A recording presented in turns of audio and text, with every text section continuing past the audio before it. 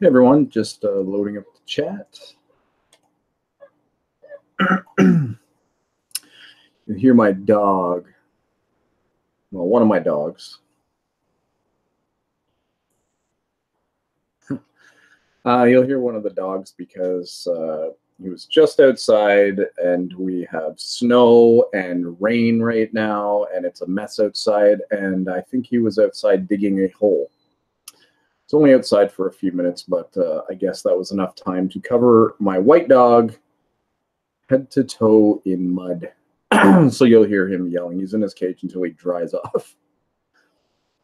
So anyways, it is Wednesday, and I was on yesterday, and I said that I would kind of do a daily live Q&A or just chat or just whatever, just stop in.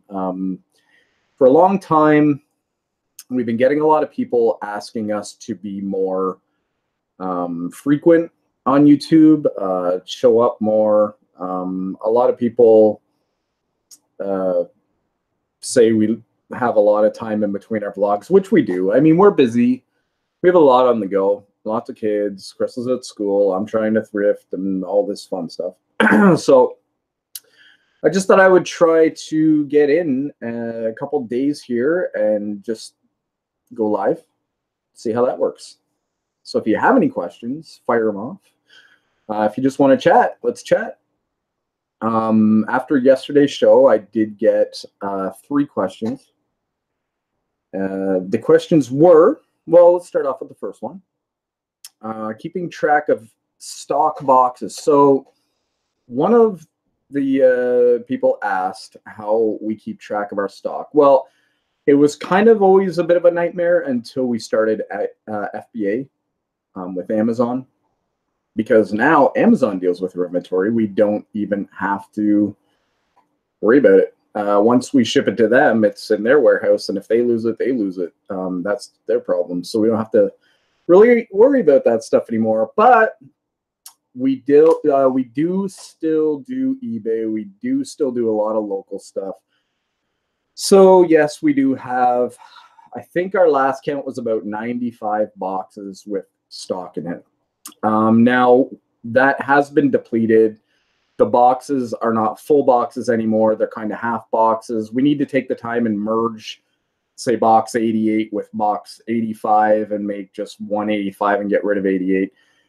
But that takes a lot of time, and we just haven't had it, nor do I foresee us having it anytime soon. So what we do for platforms like eBay and Etsy and even local sales is, and you've probably heard other people say this, I came up with this idea when I worked at the flea market. We were doing about 100 items a day on eBay at the flea market between 2 people. And yeah, we were selling a lot. So we just put everything on shelves, and we would have to go into one of 2 rooms that were just full of eBay stuff. And we'd have to look at all the shelves and try to find it. And a few times we couldn't even find the item anymore. So I came up with this idea. I'm Evan, so my boxes are E1. And the other guy, Mike, he's Mike, so he was M1. So if we sold something, in the listing itself, in the description at the very bottom, in the smallest font I could find, I would put E5 or E8, whatever box it was in. Then when it's sold, you go upstairs, you find your E8 box, open it up, dig through, find your item, you're done.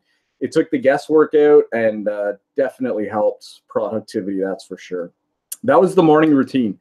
Go in, if we sold 40 items, 50 items, find all the items in the morning. And then when you were done doing that, bring them downstairs for Dwayne to pack and wrap, get ready for shipping. Then you would go and do your listing. So the faster you could find the stuff, the better, because that means you could now post more stuff on eBay. So it was pretty good. We have a question. Do you keep a separate spreadsheet to keep track of the cost of goods for each item? No, we do not. We probably should, but in all honesty, we do mostly like books. So we get them at Goodwill to Value Village. The most money we're going to spend on a book is going to be $9.99. And I actually bought one. It's not down here now. It was this great big one for $9.99. So I don't really need to keep track of that stuff because I know I'm going to make money on it. They are on Amazon right now for, I think the cheapest one was around $70 or $80. So I don't really keep track of that stuff. I just keep track of our daily numbers. So I should keep track of how much money we put out a day and how much money we made a day, but I just don't.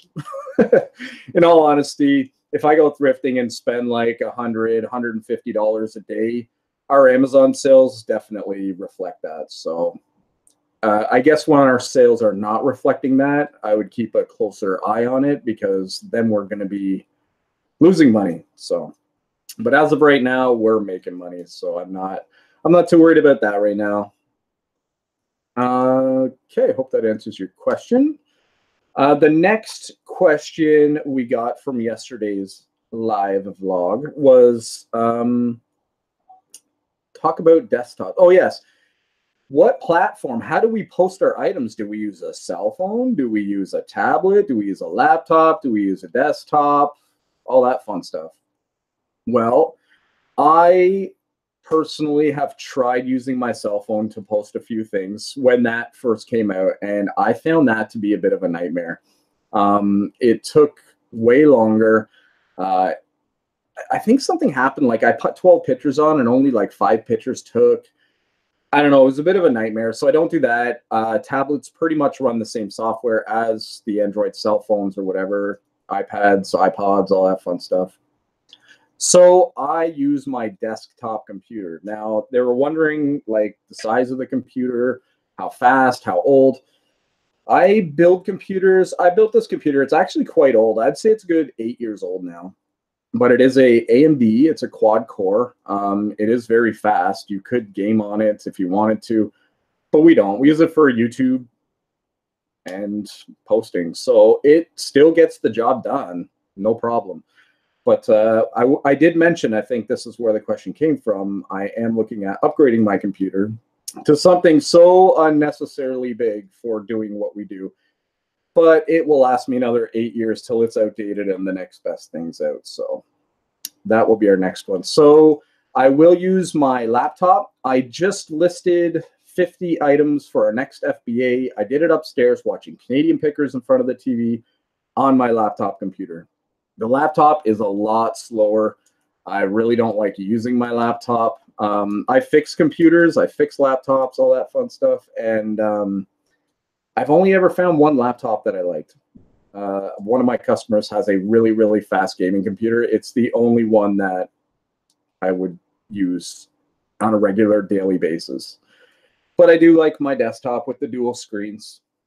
It was supposed to be for productivity. You know, I could do Etsy on this screen, eBay on this screen, you know, but now it's just YouTube on this screen. Well, I can watch that while I work on this screen. So it didn't really help productivity. It probably brought it down a bit because now I'm busy watching everyone else on YouTube. Got a question. How do you report net profit for taxes? Well, we do keep all of our receipts. So we do have those numbers. And at the end of the year, we just get all the receipts. Also, we make a point of only ever using our bank card, our debit card, at the thrift stores. So if we see anything, we can go through the whole bank transaction. So you can bring it up for your month. So say January, every Value Village transaction on that bank statement is what we paid. So we can keep track of it that way very easily. Any GOODWILLs, any, you know, any Talese, things like that, that's all for thrifting, and that's all of our proof right there. So not an issue. Yes, paperwork at tax time is a bit of a nightmare. It was such a nightmare last year that I actually finished well, I didn't finish. I got all the way up to December 28th, 2018. Over the holidays. So I've pretty much done my taxes. I just had to wait for the next couple of days to go by. So I just have to add in those sales for those couple of days, and I'm actually done my taxes for 2018. So yeah, it was a bit of a nightmare, but that's about it. Other than that, you can write off gas. You can buy a new camera. You can write off your camera. If you have a lease and you use your car for business, you can write off that. We write off our internet. We write off, you could write off, I work out of the house, so I can write off a percentage of our house as well. So cell phones, you can write off cell phones. Yes, lots of good stuff when you're doing this as a full-time business. Hope that helps.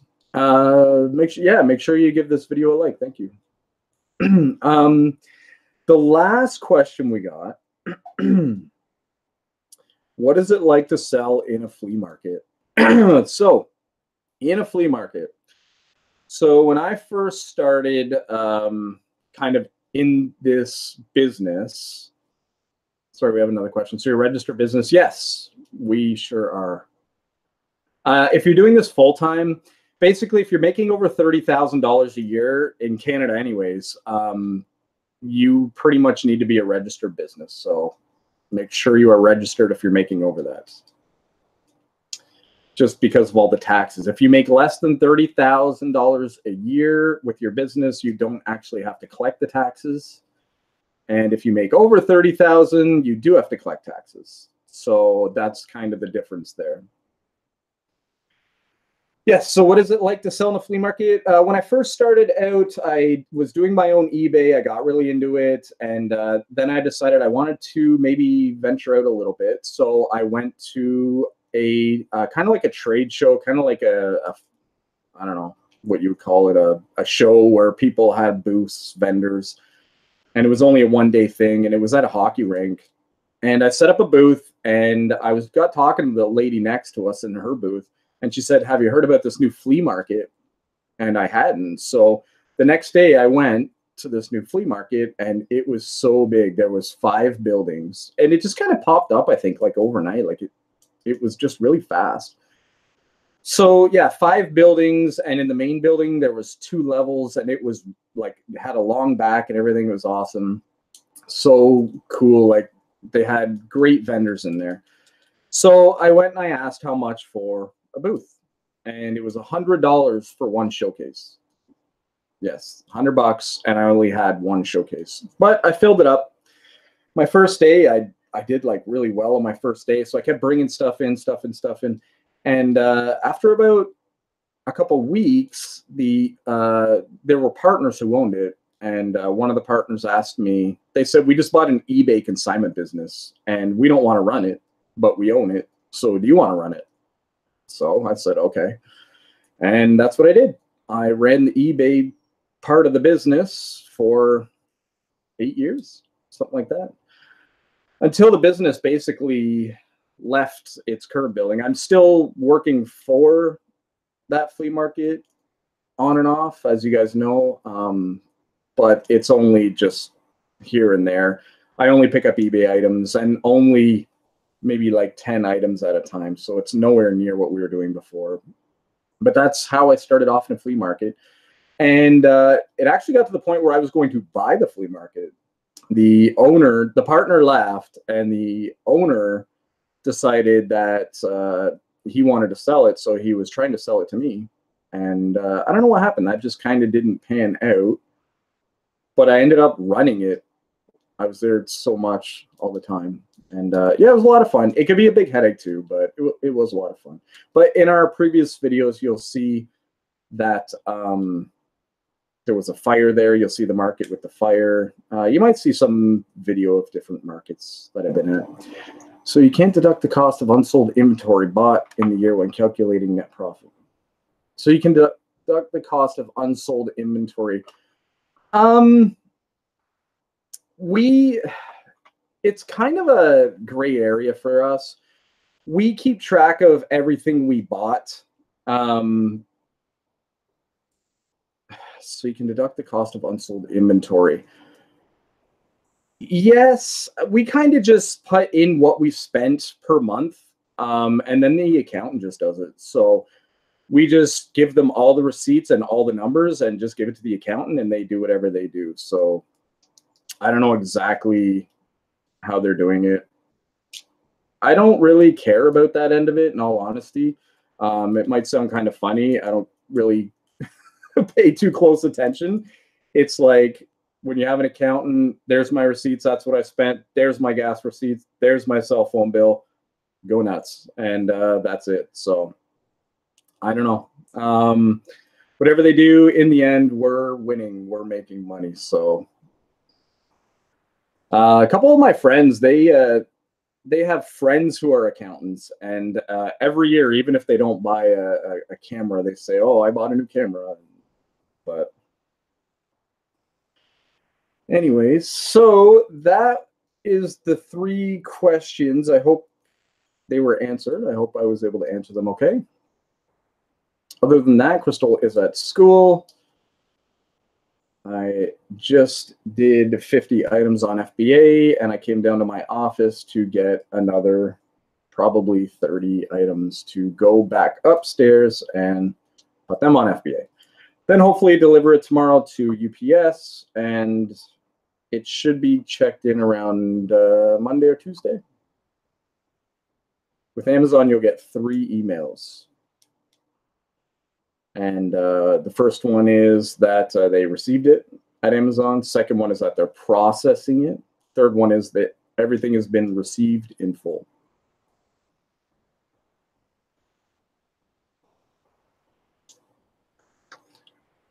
All right. How are sales today? Not great, but we've been finding they are picking up at night. Like we'll sit all day and maybe have like $20 on Amazon. And then by the time, well, if I roll over and check my phone at like 2 in the morning, we'll be at around 200, 150, 200. Thanks. My hubby does our taxes, and I need to make sure I'm doing it correctly. So far, so many questions. So forth. Oh, that's okay. No, I don't mind answering the questions. As far as the tax stuff goes, I don't really get into. Oh, that's okay. I don't really get into it that much. If you just keep all your receipts, so just get what I have is a filing cabinet, and in that filing cabinet, I have a few different separators, and all my gas receipts go into one separator. All of my purchase receipts, well, they end up in a bag, and then they end up sorted out into the cabinet. Cell phone bills are all online, so I can print them monthly or whatever. And then everything just goes into the filing cabinet. So at the end of the month, you could either take it into the accountant. You could sort it by month, or just at the end of the year, you could just take it all in. What I do is I just kind of keep everything in. At the end of the year, I will put all of our receipts and everything into a document. And then when the accountant gets it, everything's nice and organized, makes their life easier, gets done faster, and you don't get charged as much if you don't make it so complicated. So Crystal is going to start doing our taxes. She's in an office admin job where she has done accounting courses and stuff like that. So she wants to take on the taxes. Sounds good. Let her go with it. Let her do whatever she wants. If I get audited, again, it doesn't matter. If you get audited, you have all your receipts. You have everything, you know. You even have your bank account. Just make a point of using your debit card. It's funny, like yesterday, I made $60 selling something off Kijiji, and I had $60 in my wallet, and I hit the Value Village, and the total was like $30, whatever. And I pulled out my wallet, and she goes, "Oh, you're paying cash?" I said, "No, I'm paying debit." Because you have to keep track of it, and your bank keeps track of it just right online. Log in, and it's all right in front of you. So even if you lose your receipts, you still kind of have a backup proof. If you use cash and lose your receipt, there's no way of proving anything.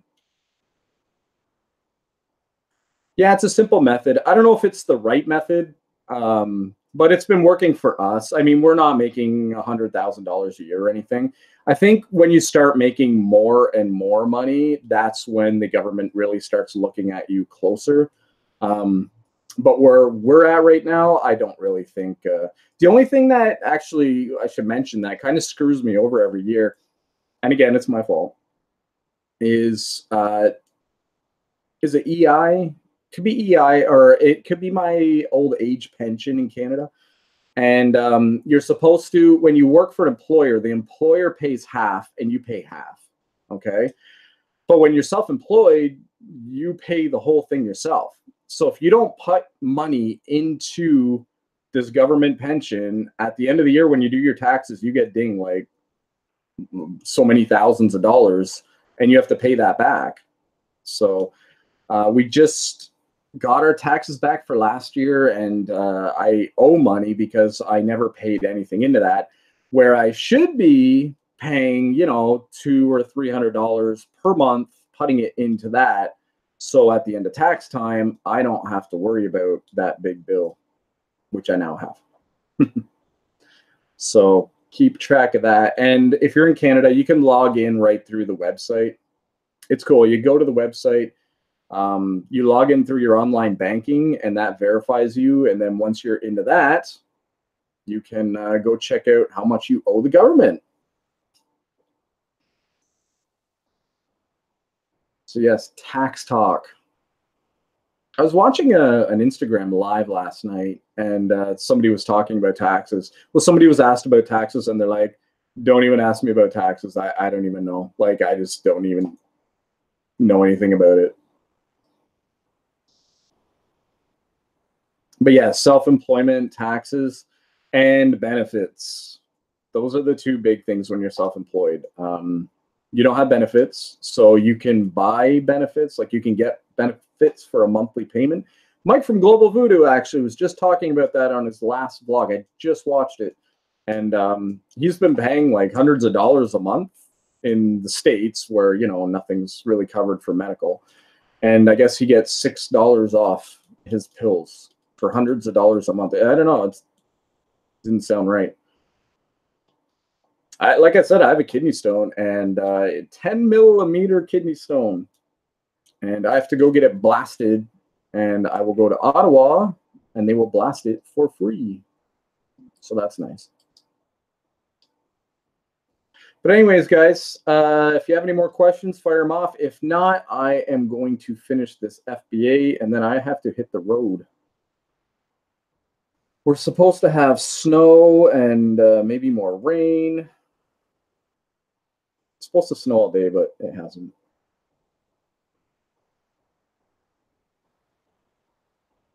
Well, I guess that's going to be it then.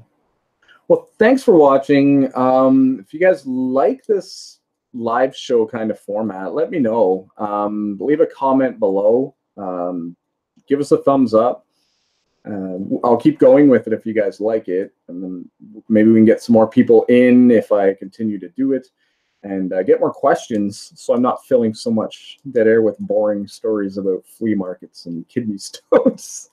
But yeah, let us know if you like it for sure, and we'll keep doing more.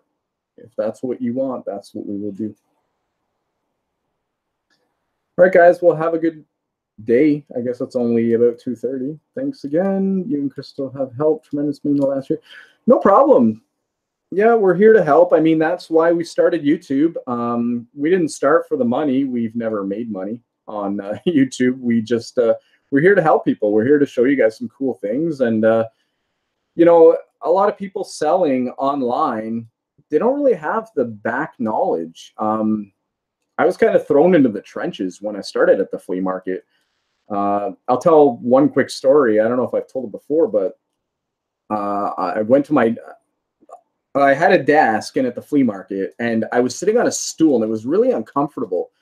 And sitting on it for about a month, I finally went and I said to the owner, I'm like, I need a new stool. You need to get a new stool. We need to, if one comes in, buy it. You know, I need a stool. He goes, okay, I'll keep my eye open for you. Okay. All right, perfect. So a couple days went by, still no stool. So I ended up going upstairs. I came in one day, I went upstairs, and there was a new wood stool. And I'm thinking, well, it doesn't look any more comfortable, but I'll give it a try. So I brought it out from in front of the desk. I put it behind the desk, took the old one away, and I sat on it for about 3 hours, a good 3 hours, and whatever. And so one of the vendors come in, a really high-end vendor comes in, and he says to me, oh, I don't see it. Did you get the stand? And I said, well, what do you mean a stand? He goes, well, I left a wood stand here. He says, they must have put it in the back. I said, oh, I haven't seen a stand. He goes, well, hopefully they know where it is. It's worth like $3,000. And I'm going, a stand? And I said, is this what you're looking for? I had held up my new stool. And he says, yeah, that's exactly what I'm looking for. That's a $3,000 plant stand from like the 1800s or something like that. And I had no idea. So that was kind of a lesson that things that might look like crap or not look like anything are actually worth something. Just for the fun of it, I'm going to go on eBay. I'm going to type in plant stand. Another thing was a Fenton. It was called a rose petal dish, if I remember right. And yeah, he handed it to me to put on, and I thought, you're crazy. You're never going to get that money for it. And it went for a ton of money. So the highest one right now is only $3.99. So this isn't anywhere near what we had. These look like they're very modern. And the Fenton rose petal. I think that's what it was called. No, maybe it wasn't called that. I forget now. But yeah, it was worth, I think it was like probably about $1,000 for a little dish that I thought wasn't going to sell for anything. Fenton's a good piece of glass to find if you ever see it. So, but anyways, that's my boring story. Again, hope you enjoyed the vlog, and if you want more boring stories, again, leave us a comment below. So everyone have a good day, and keep going. Just keep going. Piece of an ordinary looking carnival glass. Paid for my first car. Yeah, exactly. Yeah, things you would never ever think of. I'm always amazed by, you could walk into Value Village, and I've done this before. On the wall, you'll just see bags of, just say, marbles, right? And you just buy the whole bag of marbles, and you get home and you're kind of researching them. And I'm looking it up here. One marble went for $1,500 with 29 bids. Here's another one, $1,200 with $50 shipping. There's a German hand painted, $1,000, $860 for a marble, right? You never know what you're going to get. So you kind of have to keep your mind open. Whenever I see Pokemon cards on the wall, I buy those Pokemon cards. Same reason why I buy hockey cards. One time I got home, opened up my hockey cards from Value Village. I paid $1.99 for a stack, and I found a Mario Lemieux rookie card, which is worth, I think I got about $400, $500 for it. So it was really good. So keep an open mind. Don't focus on one thing. I know a lot of people just sell clothes and only clothes, and they only want to do clothes. And that's great. But if you want to, I don't know. It just seems everyone's making $8 on a pair of jeans these days. I don't know. Keep your mind open. You never know. I bought a stack of Dungeons and Dragons cards. I know nothing about Dungeons and Dragons cards. And I went through and I found one card that goes for about $50. So you never know what you're going to get. There is one magic card worth thousands and thousands. It's called the Black Lotus. I think it's the Black Lotus, sold for $5,151. So keep your mind open, guys. Don't sell one thing, sell everything. If you're selling on Amazon, scan everything. Scan. eBay, you got to take a chance. You know, that's kind of, you're never going to get rich if you don't take a chance, even in business. You know what I mean? If you don't take the chance to start a business, you're never going to get rich from your business. So you have to take a chance. So, words of wisdom from Reseller Life. All right, guys. Well, everyone have a good day, and keep going, and we will talk to you. If you want me to do this again tomorrow, put a message under this video so you can make money on eBay. The bearded picker wants to know if you can make money on eBay. Yes, of course you can make money on eBay. You're a picker. You should know that. You're the bearded picker. Yes, money on eBay and Amazon and Etsy and Facebook and Kijiji and Craigslist and Letgo and Macari and Poshmark. Bearded picker, right on. Yes, so go keep making some money. Send us your numbers. Post your numbers on Instagram. Let's see some stuff you got. We had taco stacks in here the other day. That was kind of cool. Mike stopped by a couple months ago. That was neat. Yes, right now we're not making much money on eBay. We've kind of neglected our little eBay. At one point, we were doing so much on eBay, we started 2 eBay accounts. We started a second one. We also started a second one for the reason that, well, I was glad I started the second one because I actually posted a German Olympic card, and it was this small little blonde girl, and she's swimming. She's just a swimmer, right? But on her shirt, there was a swastika, and that swastika got me banned off of eBay for 30 days. So I just jumped onto my other account. Not a big deal. And that's kind of when we really started hitting Amazon. You're going to try it one day? Yeah, try it one day. Amazon's free. There is no monthly fee if you're only selling a few items. So it's a great place to start because you don't have to worry about any fees other than if your item sells. Then they take, you know, just like eBay, they take money off of the price. Sorry, got a question. Yeah, so you can actually list items where eBay takes a fee right off the hop. Amazon doesn't when you first start out. Now you're limited to how many items you could sell, but at least you get used to the platform. You get, you know, familiar with everything, see how it works. And then once you get going, you'll start paying that monthly fee. I think it's like $40 here in Canada. BP is pulling your leg. Bearded picker, I don't know. I feel like I should have bearded picker on my Instagram. Do you do Instagram bearded picker? Where do you sell? I have 4 Instagram accounts.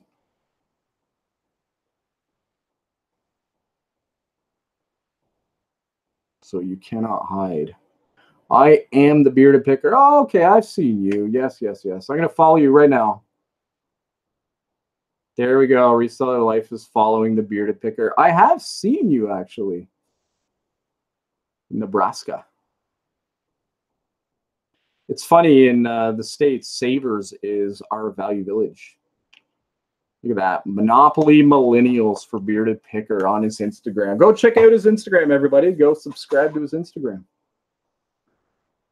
Give him a like. All right, it was good talking to everybody. Go like the bearded picker, and if you want us to do or want me to do this again tomorrow, definitely just put a comment underneath. I sell on eBay and Amazon. I am the one that ruined Monopoly for Millennials. Lots. YouTube. Nice. That's funny. I never seen that Monopoly. Like, we have a few board games, and I've never seen that Monopoly before.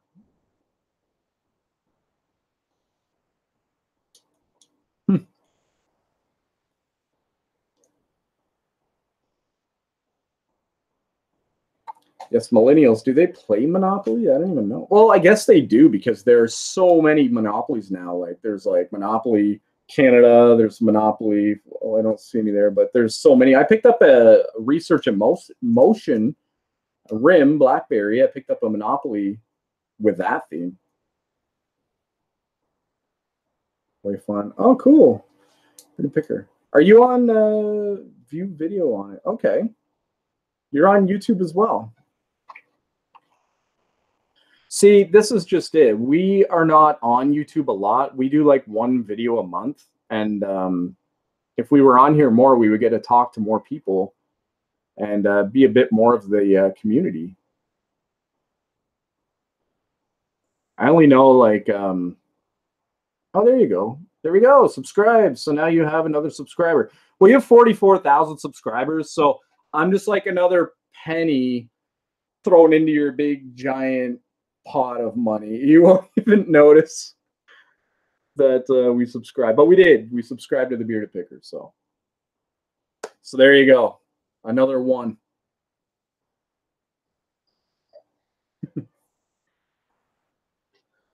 All right. The dog is whining. He wants out of his cage. He's a dirty mess, so got to go wash him up. All right, guys. Have a good day, and we'll definitely talk to you all later. Thanks for stopping by. We really appreciate it. Okay.